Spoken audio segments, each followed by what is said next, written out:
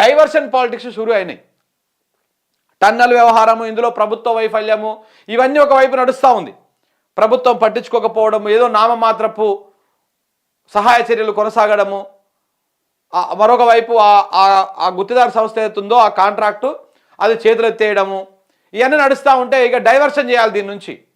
అందుకే మీడియాలో ప్రధానంగా కాంగ్రెస్ అనుకూల మీడియాలో, అనుబంధ మీడియాలో ఏమేమి వార్తలు వస్తున్నాయంటే ఇక కేదార్ మృతి పైన అనుమానాలు అని చెప్పేసి ఒక స్టోరీ అల్లుతా ఉన్నారు. మొన్న ఒక ఆయన సినీ నిర్మాత డైరెక్టర్ ఆయన దుబాయ్లో చనిపోయిండు. ఆయన మృతి పైన అనుమానాలు ఉన్నాయి, అది ఇక్కడ బీఆర్ఎస్ వాళ్ళతో సంబంధాలు ఉన్నాయని చెప్పేసి ఒక కొత్త స్టోరీ స్టార్ట్ చేశారు. కాళేశ్వరంలో కేసు వేసిన వాళ్ళు, వాదించిన వాళ్ళు చనిపోతా ఉన్నారు, దాని మీద ఒక స్టోరీ. మొత్తం డైవర్షన్ స్టార్ట్ అయింది. చూడండి, మీరు ఒకసారి మీకు పత్రికలు చూపిస్తా, వాళ్ళ పత్రికలు ఇక చూడండి. వెలుగు అనేటువంటి కాంగ్రెస్ పత్రిక, కాంగ్రెస్ ఎంపీకి సంబంధించినటువంటి పత్రిక.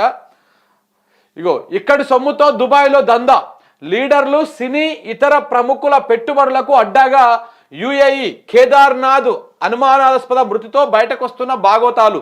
10 ఏళ్లలో రాష్ట్రంలో భూములు, మైనింగ్, కాంట్రాక్టులు, ఇతర మార్గాల్లో వేల కోట్ల సంపాదన.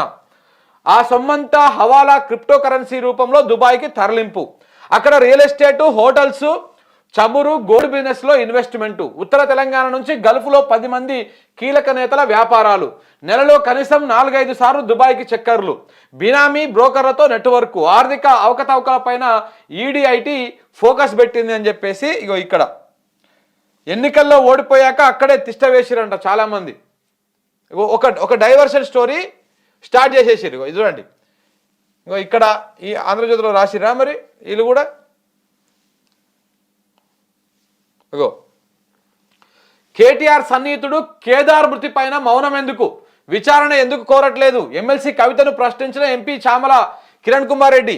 ఈ చామల కిరణ్కి, వీళ్ళకు, కాంగ్రెస్ వాళ్ళకు ఆ టన్నెల్లో ఉన్నటువంటి వాళ్ళ గురించి అవసరం లేదు, కానీ దీని మీద మాట్లాడుతారు. చూడండి, కేదార్తో అంటగాగిన వ్యక్తులు ఎవరో కేంద్ర రాష్ట్ర దర్యాప్తు సంస్థలు తేల్చాలని చెప్పేసి ఎన్ఎం శ్రీనివాసరెడ్డి చెప్తా ఉన్నాడు. ఆ మరణాన్ని బీఆర్ఎస్కు అంటగట్టడం ఏంటి? రాజలింగమూర్తి, సంజీవరెడ్డి, కేదార్ మరణాలపైన సీఎం వ్యాఖ్యలపైన కవిత స్పందన. బేసిక్గా వార్త కవిత మాట్లాడిన తర్వాత దాని మీద కౌంటర్గా వీళ్ళు మాట్లాడారు, కానీ రివర్స్లో రాశారు. చూడండి, ఎందుకంటే వీళ్ళ టార్గెట్ ఏంది? కేదార్ మృతి మీద ఏదో ఒక రాజకీయం చేయాలి. ఇది పైకి తీసుకొస్తే ఇప్పుడు ఈ టన్నలు, ఈ వ్యవహారం, ఇదంతా డైవర్షన్ అయిపోతుంది, ఇదంతా డైవర్ట్ అయిపోతుంది. జనమంతా దీని గురించి మాట్లాడకూడదు, సినిమా గురించి అని కొంత ఇంట్రెస్టింగ్ ఎక్కువ మాట్లాడతారు. టన్నెలు ఇప్పటికి 6వ రోజు ఇప్పటికి ఇంకా తట్టడి మట్టి తీయలేదు, ఎలాంటి పురోగతి లేదు, అక్కడ కనపడతలేదు కూడా ఏం చేస్తున్నారు అనేది. కానీ ఇక ఇట్లాంటి వార్తలు మాత్రం కోకొల్లలు. ఇగో చూడండి, ఎంత అద్భుతంగా రాసుకుని వచ్చారు. చూడండి, ఇక్కడి సొమ్ముతోటి దుబాయ్లో దందా అని చెప్పేసి మొత్తము డైవర్షన్ చేసే కథ అన్నమాట. ఇగో ఇదే వెలుగు పత్రిక టన్నెల్ గురించి మొత్తానికే మర్చిపోయింది. టన్నెల్లో ఏమవుతుందో కూడా ఏది ఎక్కడ రాష్ట్రాడితే కనపడతలేదు. ఇగో వీళ్ళ పోయింది, అసలు టన్నెల్లో ఏమవుతున్నది అనేది ఇప్పటిదాకా లేదు. ఇక బీఆర్ఎస్ నిర్లక్ష్యం వలనని ఉత్తమ్ కుమార్ రెడ్డి కామెంట్ రాశారు తప్ప అక్కడ వాస్తవ పరిస్థితులను రాయలే. ఇది ఈ రకంగా డైవర్షన్ చేసేటువంటి ప్రయత్నాలు చేస్తున్నారు. ఒకవైపు ఇది, మరొక వైపు ఈ ఫోన్ ట్యాపింగ్ కేసు ఏదైతే ఉందో, ఈ ఫోన్ ట్యాపింగ్ కేసులో కూడా దీన్ని సిబిఐకి అప్పచెప్పాలి అనేటువంటి వ్యవహారంలో కూడా ఇదొకటి. ఈ డైవర్షన్ను పూర్తి స్థాయిలో ఈ అటెన్షన్ డైవర్షన్ను టాపిక్ని తీసుకున్నారు అనమాట. ఎందుకంటే ఇక ఈ టన్నెల్, ఈ ఎస్ఎల్బిసి ఉంది కదా, ఈ ఎస్ఎల్బిసిని ఈ టన్నెల్ కూలిపోయిన దాన్ని డైవర్ట్ చేయాలి కంప్లీట్గా. దానికోసము ఈ కథ పెట్టుకున్నారు. ఒకవైపు మంత్రులు అక్కడ ఉన్నటువంటి వాళ్ళు ఏమో అట్లా జల్సాలు చేస్తూ ఉంటారు. అదే ఎస్ఎల్బిసి దగ్గరికి పోయి ఎవడేమనకపోతే ఆడ 3 రంగుల జెండా పెట్టి పాట కూడా పాడతారు, పాట పాడి డ్యాన్సులు కూడా వేస్తారు. మరొక వైపు ఏమో రేవంత్ రెడ్డి అండ్ కో, ఆ సీఎం పిఆర్ఓ, ఈ బ్యాచ్ అంతా కలిసేమో దీని మీద కథనాలు అల్లుతా ఉన్నాయన్నమాట. కేదార్ మృతి మీద, కాళేశ్వరం మీద, లేకపోతే దీని మీద కలిపేసి రకరకాల కథనాలు అల్లేటువంటి ప్రయత్నం చేస్తూ ఉన్నారు, అల్లుతా ఉన్నారు. ఇప్పటికే మీడియాలో అది షురూ అయింది. ఇంకా రానున్న రోజుల్లో ఇంకా ఎక్కువ అయ్యేటువంటి అవకాశం ఉంది. దీన్ని మళ్ళీ పొలిటికలైజ్ చేసేసి దీంట్లో ఐటీని, ఈడీని ఇలాంటి వాళ్ళని తీసుకొచ్చేసి దర్యాప్తు సంస్థను తీసుకొచ్చి ఇక మళ్ళీ దాని మీద ఒక 6 నెలల్లో, 5 నెలల్లో, 3 నెలల్లో టైం పాస్ చేస్తారు. ఇప్పటిదాకా ఫార్ములా ఈ పేరు మీద 2-3 నెలలు, అంతకుముందు జరిగినటువంటి లగచర్ల ఘటన మీద 2-3 నెలలు, ఇట్లా రకరకాల కేసులతోటి దాంతోటి డైవర్షన్ చేసుకుంటా ప్రజలకు రావాల్సినవి చెందాల్సినవి ఏవి ఇవ్వకుండా టైంపాస్ చేసుకుంటూ వచ్చింది రేవంత్ రెడ్డి సర్కార్.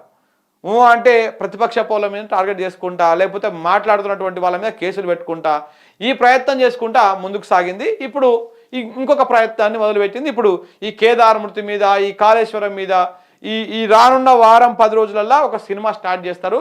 ఆ స్క్రిప్టింగ్ ఇప్పుడే రెడీ అవుతా ఉన్నది. CMPROలో సీఎం దగ్గర, సీఎం సలహాదారులుగా ఉన్నటువంటి వేం నరేందర్ రెడ్డి దగ్గర ఏదో స్క్రిప్ట్ రెడీ అవుతా ఉంది. మోడీ దగ్గరకు అప్రూవల్ తీసుకున్నాడు ఆ స్క్రిప్ట్కి, ఆ కథకి. దాన్ని అంతా ఇప్పుడు రెడీ చేస్తూ ఉన్నారు. ఇక్కడ ఈ రెడీ అయిపోయిన తర్వాత దాన్ని ఇంప్లిమెంటేషన్ చేసే కార్యక్రమం చేస్తారు. మళ్ళా 6 నెలల పాటు ప్రజా సమస్యల మీద చర్చ ఉండొద్దు, ఎక్కడ ప్రజలు గోసపడితే దాని గురించి మాట్లాడొద్దు, ప్రతిపక్షంగా వాళ్ళు అక్కడికి పోయి నిలదీయొద్దు, ఎవడు కూడా మాట్లాడొద్దు, ఇంకొక కేసులు దాంతో ఇంకొక 6 నెలల సంవత్సరం పాటు టైం పాస్ చేస్తారు. అంతకుమించి ఇంకొకటి మరి ఇక ఇప్పుడు లేకపోతే మార్చి 31 లోపల రైతు భరోసా వేస్తాము అని చెప్పారు. ఈ రైతు భరోసా ఎక్కడ పోయిందండి? ఇప్పుడు కేసీఆర్ 1 నుంచి 10 రోజులల్లా 10 డేస్ లోపల రైతు బంధు అనే దాన్ని వేసేవాడు. రైతు బంధును వేస్తుండే 1 నుంచి 10 రోజుల లోపల, వారం 10 రోజుల లోపల పడిపోతుండే. ఈయనకేమో అప్పుడెప్పుడు చెప్పిండు? 26 తారీఖు చెప్పిండు, జనవరి 26 తారీఖు. ఎవడైనా కానీ ఈ వారం రోజుల్లో పడిపోతాయి, ఈ 10 రోజుల్లో పడిపోతాయి అని ప్రచారం చేస్తాడు. కానీ మన ముఖ్యమంత్రి గారు ఏం చేస్తారు తెలుసా? జనవరి 26 తారీఖు నాడు పెద్ద గట్టిగా గొప్పగా నోరు తెరుచుకొని బలంగా చెప్పి మార్చి 31 తారీఖు అంటే మళ్ళీ 2 నెలలు గ్యాప్ మధ్యలో కేసీఆర్కు వారం 10 రోజులు పడితే ఆయనకు 2 నెలలు ఎందుకు పడుతున్నది? దేనికి పడుతున్నది? ఎందుకంటే ఇవాళ కొంత, రేపు కొంత, ఎల్లుండి కొంత ఇస్తే వచ్చినోడికి వచ్చినట్టు, రానోడికి రానట్టు. ఒకటిసారి వారం రోజుల్లో పడిపోయింది అనుకో, నాకు రాలేదు, నాకు వచ్చిందో, ఏదో చర్చ నడుస్తుంది కదా. అట్లా చర్చ నడవకుండా ఉండడం కోసం దీన్ని ఇట్లా నెలలు గ్యాప్ తీసుకొని వేస్తున్నాడు. పంట పెట్టుబడి సాయం ఎప్పుడు ఇస్తారండి? పంట వేసే ముందు ఇస్తారా? పంట చేతికి వచ్చినాక ఇస్తారా? పెట్టుబడి సాయం అనేది పంట వేసే ముందు ఇస్తే ఆ రైతుకు ఉపయోగపడుతుంది. నీకు మార్చిలో ఏమవుతుంది? మార్చ్ ఎండింగ్లో మొదలేసినటువంటి యాసంగి పంట కోతకు కూడా వస్తుంది. ఏప్రిల్ మేలో జోరుగా ఉంటాయి కోతలు, యాసంగి కోతలు. ఏ రైతును అడిగినా చెప్తాడు అది. వాడన్నా కోత కోసే టైంలో, పంట చేతికి వచ్చే టైంలో నువ్వు పెట్టుబడి సాయం ఇస్తే అది ఏమిటికి అక్కడికి వస్తుంది?